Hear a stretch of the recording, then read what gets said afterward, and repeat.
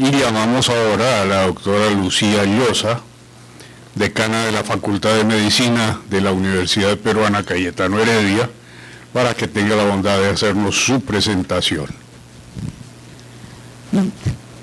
Buenos días, miembros de la mesa, amigos todos. Agradezco a la Academia Nacional de Medicina por estas jornadas y por permitirme desarrollar ese tema tan importante respecto al profesor de medicina.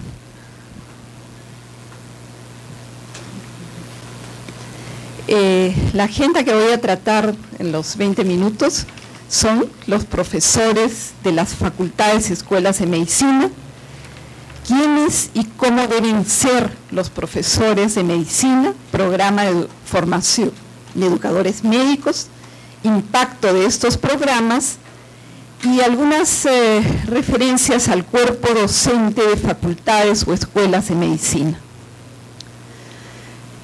A lo largo de estos 2 días y de las intervenciones que me han precedido, realmente hemos visto que los profesores de medicina somos recursos fundamentales en la formación de estudiantes de medicina. Infraestructura, equipamiento, organización de las facultades, obviamente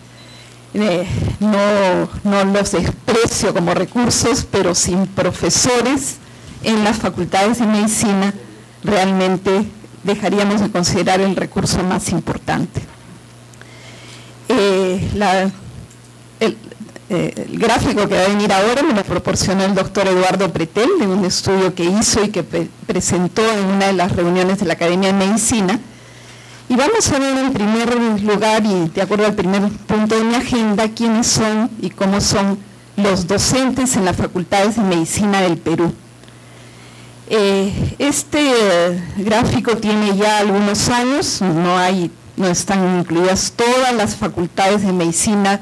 que en este momento tenemos en el Perú, que llegan a 44, solamente en los últimos 3 meses se han formado o han empezado a funcionar 3 facultades de medicina con una cantidad de alumnos ingresantes terribles, sin ninguna selección. Entonces acá vemos que los profesores en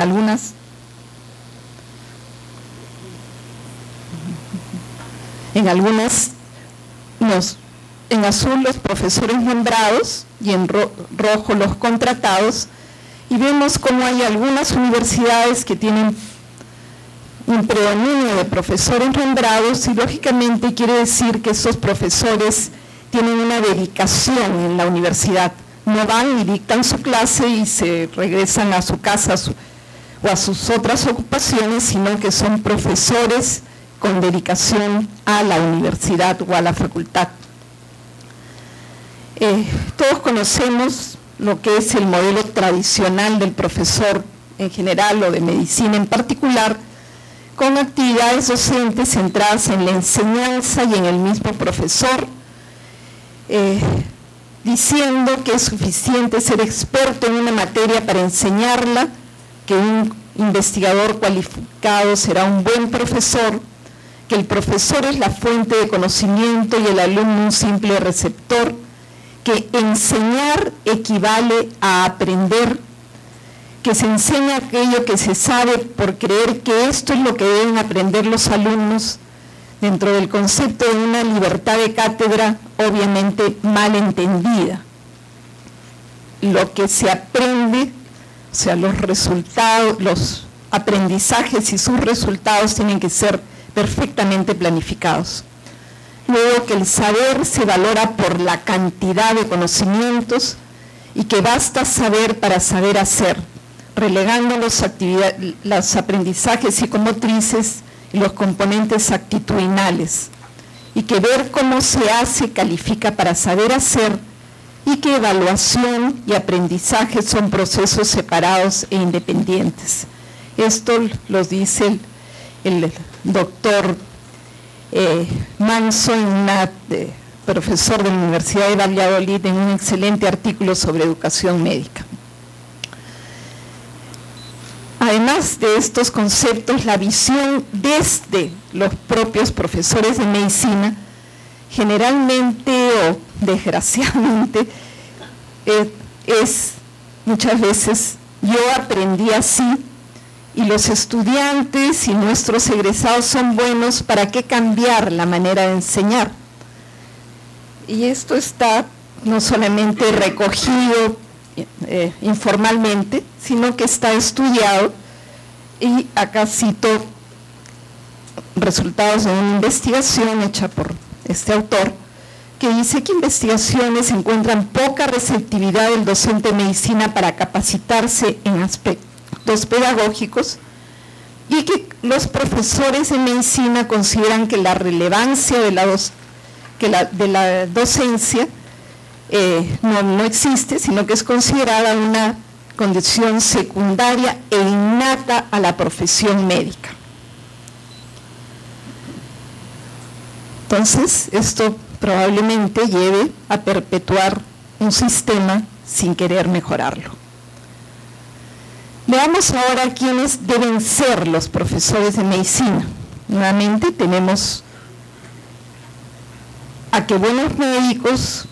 consideran que la docencia es una competencia inherente no solamente de ellos, sino a las instituciones, que su práctica docente es intuitiva y no reflexiva, se imita, se reproducen modelos observados en sus profesores y que se aprende a enseñar enseñando, versus el modelo que considera que la enseñanza es una tarea compleja, que se adquiere con competencias perfectamente diseñadas que deben mejorarse, deben ampliarse en un proceso consistente de formación. Lógicamente, por lo menos en mi institución, apostamos por este modelo. Entonces, en el profesor de medicina se debe redefinir su rol, explicitando qué competencias y qué características queremos que tengan los profesores que se incorporan a la docencia o que ya son docentes,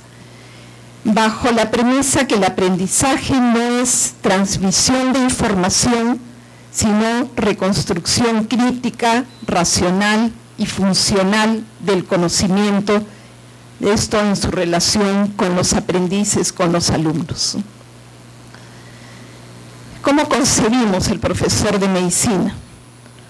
El profesor de medicina, lógicamente, tiene que tener conocimientos,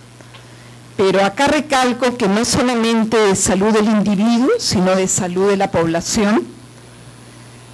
con una visión de promoción, prevención, recuperación de la salud, con una visión de lo que se ha hablado ayer, cuidado y seguridad del paciente, de medicina centrada en la persona, y con unas características personales de ética, profesionalismo y liderazgo, y que este profesor de medicina debe estar inserto en el sistema de salud. No es el profesor que va a los escenarios docentes donde en la comunidad o en los centros de las diferentes complejidades y atención de la salud, y es alguien que va y enseña, sino que es alguien que tiene que estar inserto, trabajando en el sistema de salud para poder hacer docencia en servicio. Hablo desde la comunidad hasta los niveles hospitalarios algo más complejos. Consideramos que la formación en docencia es un componente esencial en la educación médica y que para esto, además de la profesionalización en medicina del ser médico, el profesor de medicina debe tener una formación pedagógica, porque esto hará que la calidad de la enseñanza tenga un impacto en lo que es realmente el aprendizaje efectivo y significativo, no el aprendizaje de conocimientos que se estudian para el examen y que se olvidan al poco tiempo, sino un aprendizaje efectivo y significativo que tendrá, lógicamente, impacto en la formación de médicos competentes y responsables, con todo lo que implica el concepto de responsabilidad, y por lo tanto impacto en la salud de la población a la que atenderán y en la respuesta a las necesidades de salud actuales y futuras. O sea, no solamente debemos trabajar con la formación de médicos para que respondan ahora, sino también con la visión de respuesta en futuro. Entonces, un programa de formación en educación médica debe definir claramente el perfil del docente que desea formar. Este programa tiene que ser de acuerdo a las necesidades de la institución, de acuerdo a lo que ha planificado la institución universitaria o la Facultad de Medicina, como quiere que sean sus docentes, y lógicamente la decisión política y el apoyo institucional y de las autoridades, lo que significa poner un presupuesto para programas de formación en educación médica. ¿Y qué profesores deben capacitarse formalmente? Consideramos que todos los que tienen más de un contacto esporádico con estudiantes, ya que en medicina los profesores de medicina pasan mucho tiempo con sus estudiantes durante la práctica clínica. Esta es una lista de atributos que caracterizan a un buen docente. Este es un artículo sobre profesores de medicina. Entonces, deben tener vocación docente y entusiasmo e interés por enseñar, enfocar la docencia en el aprendizaje de estudiantes, enseña a un nivel cognitivo que permite organizar y recordar en forma útil, es un gestor, no un transmisor de conocimientos, de actividades de aprendizaje, facilitando la participación de los estudiantes, promoviendo el aprendizaje activo y el autoaprendizaje.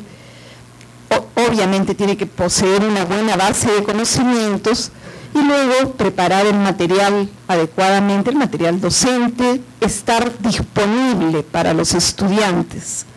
Es innovador y crear una atmósfera donde los estudiantes trabajan por motivación intrínseca, no porque tienen solamente que pasar exámenes. Los principios fundamentales de la formación de educadores médicos, un poco compactando lo que acabo de mencionar, son el compromiso con la enseñanza, que quiere decir conectarse con los aprendices,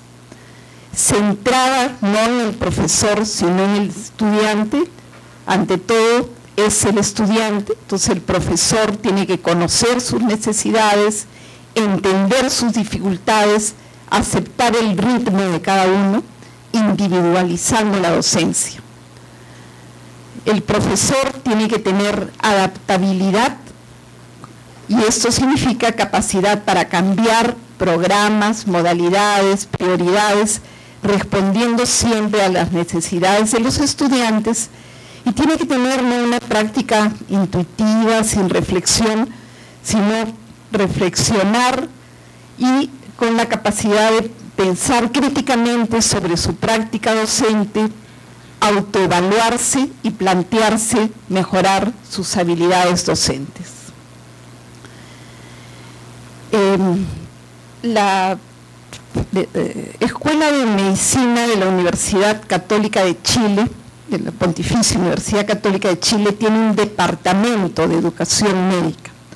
que realmente lo han ido formando durante mucho tiempo,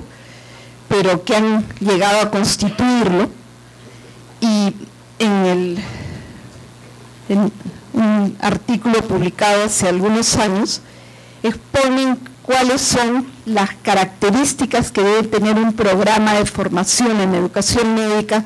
y quiero decir que las compartimos en mi facultad. Lo primero es que los objetivos de aprendizaje deben responder a las necesidades de formación de la institución. Entonces, trabajar con problemas reales de los docentes de la propia institución. Esta educación médica tiene que ser dada por especialistas en educación médica, no por nosotros hemos tenido la experiencia, creo que ha sido buena hasta cierto punto, que un buen grupo de nuestros profesores hizo una maestría en educación, pero con educadores, con pedagogos. Es importante tener especialistas en educación médica que hayan tenido o tengan experiencia en enseñanza tanto en el pre y el posgrado de medicina. Este programa no puede ser virtual, tiene que tener un importante componente presencial, puede tener algunas partes virtuales, pero es muy importante la interrelación entre los educadores y los estudiantes, en este caso profesores. Tampoco pueden ser talleres o cursos cortos, ¿no?, de un día, de 2 días, sino estar estructurado en módulos o cursos en secuencia longitudinal y usar metodologías centradas nuevamente en quien aprende, en este caso profesores, alumnos, en principios de educación de adultos que promueven un aprendizaje activo y experiencial con los problemas docentes reales de la propia institución. Y este programa debe ser evaluado permanentemente,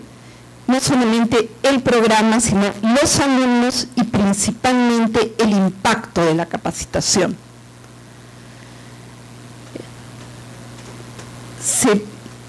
Cuando se habla de qué competencias pedagógicas debe tener el profesor de medicina, lógicamente el conocimiento de su área disciplinar, de docencia centrada en el estudiante, algo que se ha hablado mucho en estos 2 días, son habilidades de comunicación y de relaciones interpersonales, profesionalismo y role model, no sé, el comportamiento docente y clínico del profesor debe servir de ejemplo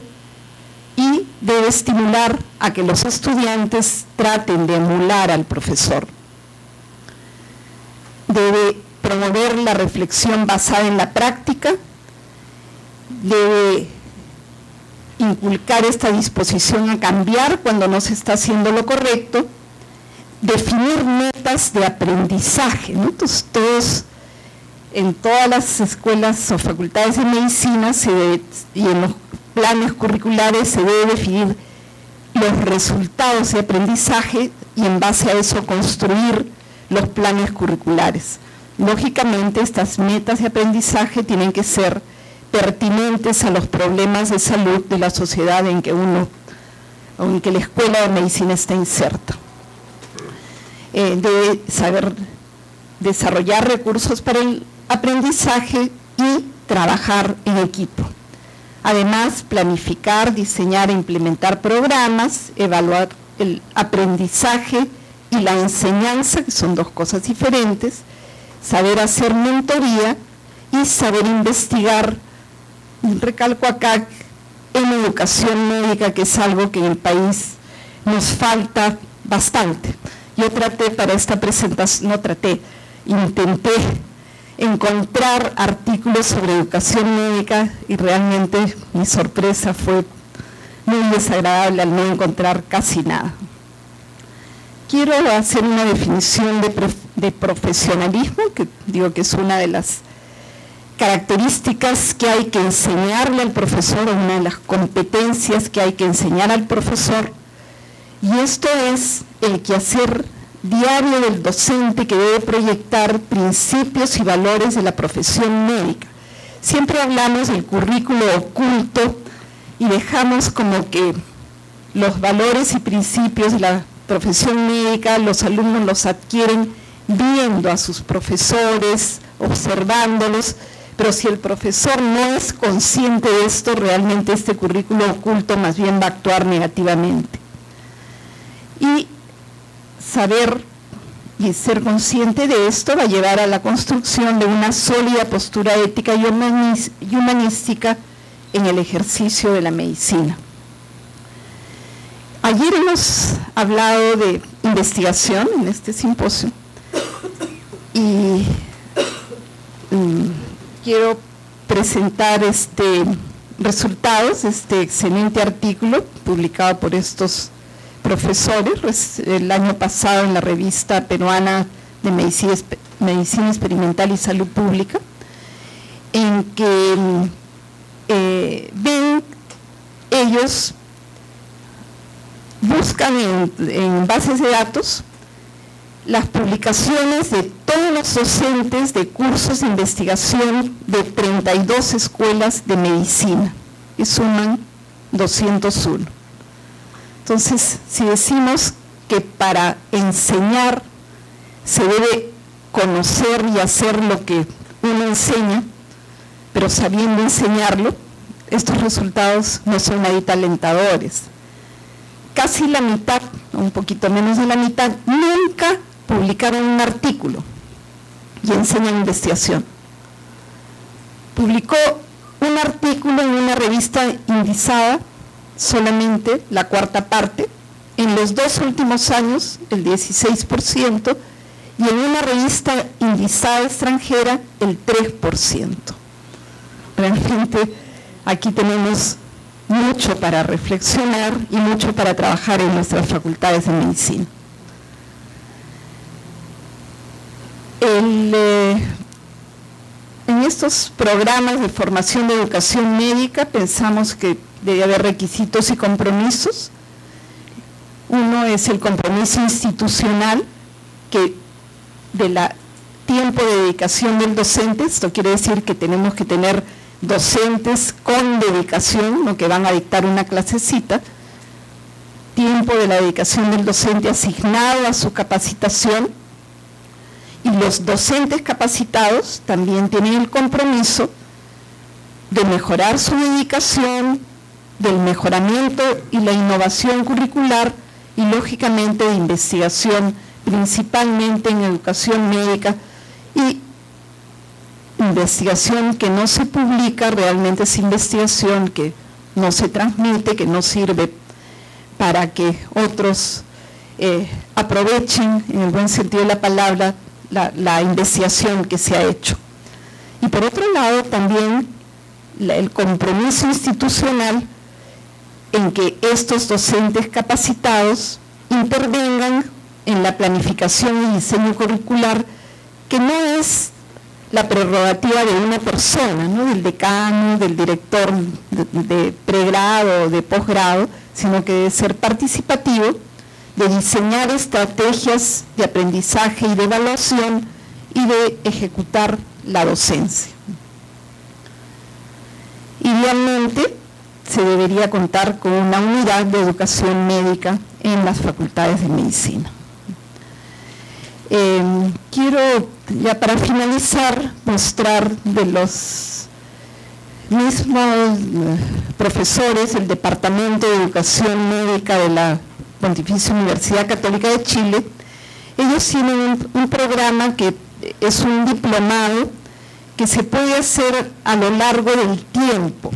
Tienen un buen grupo de docentes que se ha capacitado en diplomados continuos, pero también comprenden que no todos los docentes pueden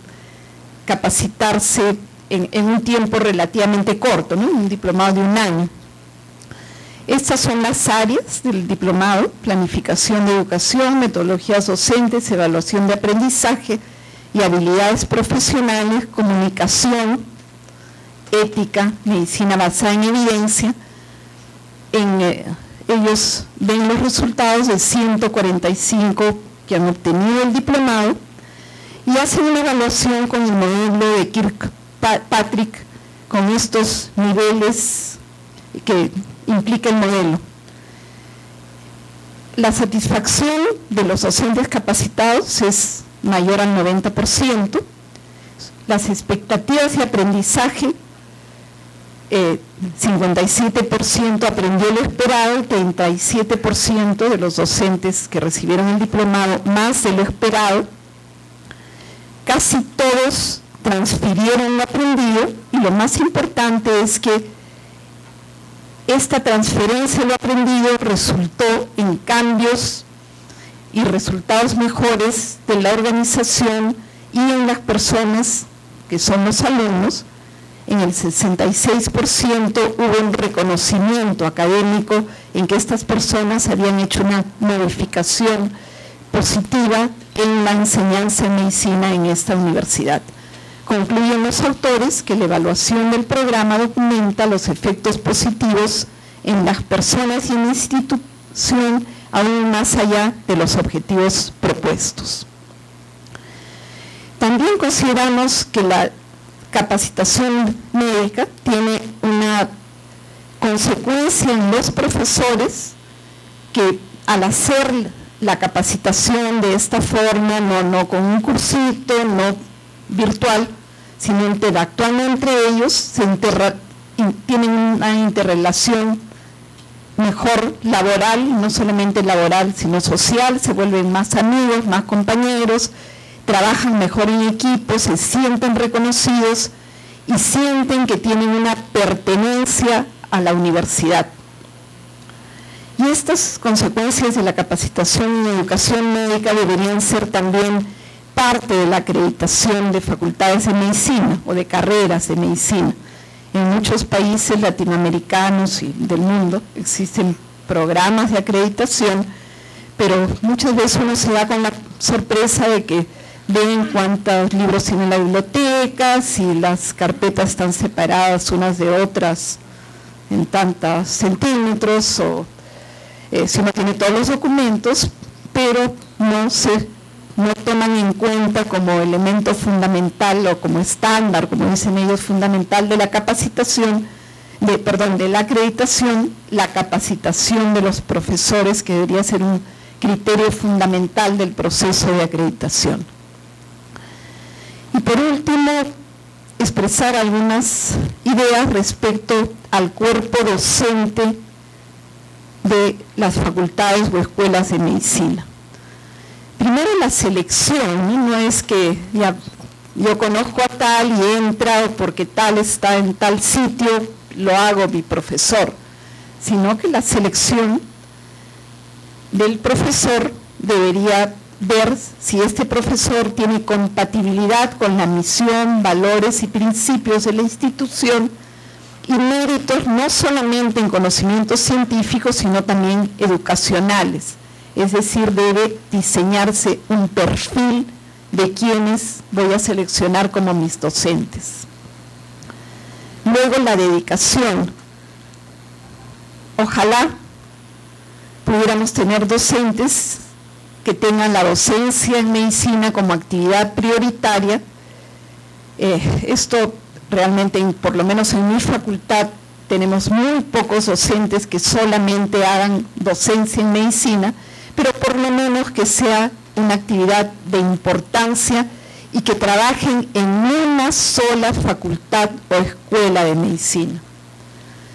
Las instituciones deben hacer lo posible por retener a estos docentes, dándole importancia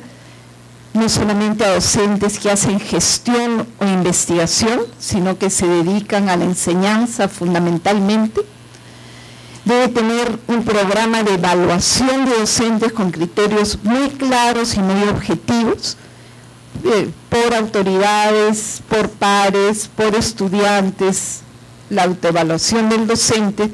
todo ello con instrumentos e indicadores apropiados para medir las competencias del docente y poder definir si es un docente que realmente le conviene a la institución. Lo mismo para la promoción, ¿no? Generalmente priman, no es que desdeñe la parte de investigación, pero la función principal de cualquier institución educativa es la formación de los educandos. Entonces, si a la actividad docente no la calificamos y no le damos un puntaje alto en la promoción, realmente es una frustración para los profesores que no poder ascender en categoría docente porque no se le da, como digo, la prioridad a la actividad docente, principalmente si ésta es calificada. Debemos diseñar incentivos y reconocimientos.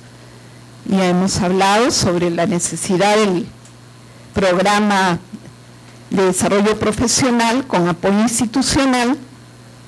contar con una infraestructura organizacional de apoyo a los docentes y, ya lo dije hace un momento, el otro centro del trabajo del docente debe ser un establecimiento de salud donde se forman los estudiantes y donde él debe ejercer la tutoría. Finalizo con una frase del doctor Alberto Hurtado Abadía, nuestro primer decano, que ya en 1954,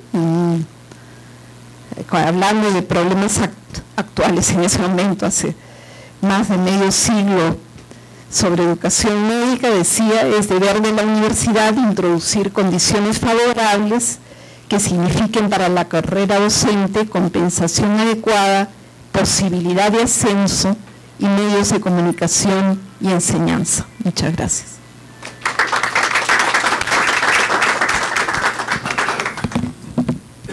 Muchas gracias, doctora Llosa. Ha puesto usted el dedo en varios sitios dolorosos, porque evidentemente todavía